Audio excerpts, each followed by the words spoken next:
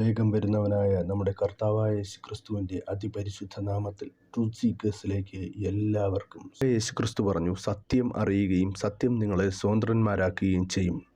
യോഹന്നാൻ 8:32. ഇന്ന് ഖുറാനാണ് നമ്മൾ പരിശോധിക്കാൻ പോകുന്നത്. ഇസ്ലാമിൻ്റെ ഗ്രന്ഥമായ ഖുറാനിൽ എന്തെങ്കിലും സത്യമുണ്ടോ എന്ന് ട്രൂത്ത് സീക്കേഴ്സ് അന്വേഷിക്കുന്നു. അവനാണ് ആകാശത്തു നിന്ന് വെള്ളം ചൊരിഞ്ഞു തന്നവൻ. എന്നിട്ട് അത് മുഖേന നാം എല്ലാ വസ്തുക്കളുടെയും മുളകൾ പുറത്തു കൊണ്ടുവരികയും അനന്തരം അതിൽ നിന്ന് പച്ച പിടിച്ച ചെടികൾ വളർത്തിക്കൊണ്ടുവരികയും ചെയ്തു. ആ ചെടികളിൽ നിന്ന് നാം തിങ്ങി നിറഞ്ഞ ധാന്യം പുറത്തു വരുത്തുന്നു. ഈന്തപ്പനയിൽ നിന്ന് അഥവാ അതിൻ്റെ കുമ്പോളയിൽ നിന്ന് തൂങ്ങി നിൽക്കുന്ന കുലകൾ പുറത്തു വരുന്നു.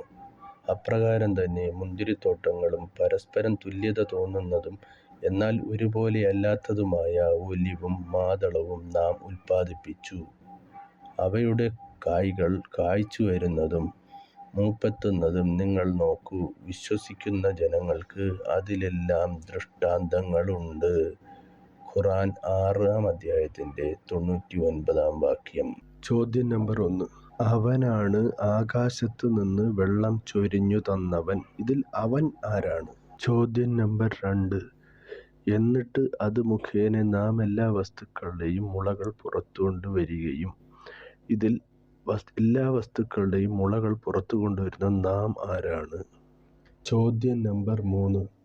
ഖുറാൻ 6-99 പ്രകാരം എത്ര അള്ളാഹു ഈ ആയത്തിലുണ്ട്?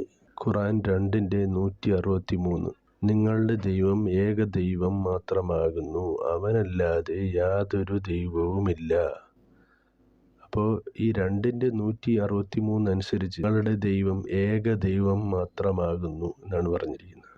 എന്നാൽ 6-99 നോക്കുമ്പോൾ അവിടെ ഒന്നിലധികം കാണുന്നുമുണ്ട്. അപ്പോൾ ഇതെങ്ങനെയാണ്? ഇതിലേതാണ് വിശ്വസിക്കുക? അതോ ഇതിലും ഇനി മൊത്തം ഖുറാൻ നോക്കുമ്പോൾ എത്ര അള്ളാഹു ഉണ്ട്? നിങ്ങളുടെ ഉത്തരങ്ങൾ കമൻറ്റിൽ രേഖപ്പെടുത്തുക.